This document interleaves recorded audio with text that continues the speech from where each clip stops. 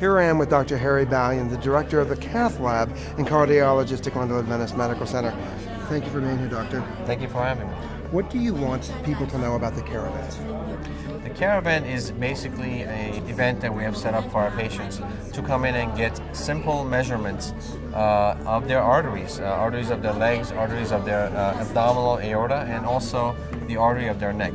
These simple measurements will tell the patient whether there's any indication of disease in their arteries. Vascular disease is something that we can pick up in this event, and people can take the initiative of looking further into their cholesterol numbers and taking the right medications before they have a future event such as a stroke or heart attack. Primary prevention is very important.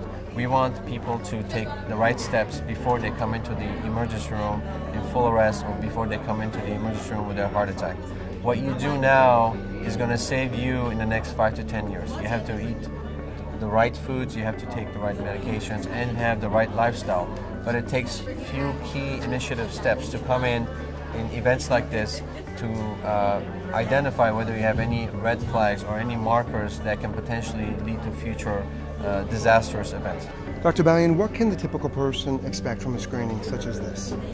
A typical person can look at a couple of numbers. If they have what's called a low ABI, it's an ankle brachial index. It's a very simple measurement of the blood pressure in your arm and the blood pressure in your legs. If you have a low ABI, that could be a marker that you have disease in your legs.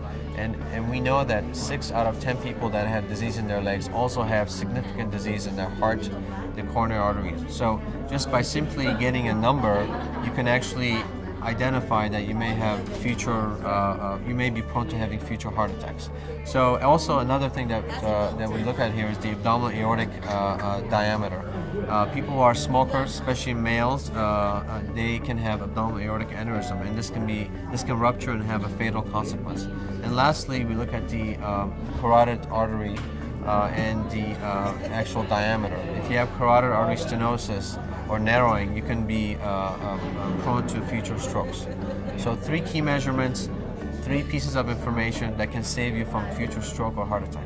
Thank you, Dr. Ballion. And you heard from the doctor himself that prevention is key. With free events like this, you have no excuses. We will see you at the next one.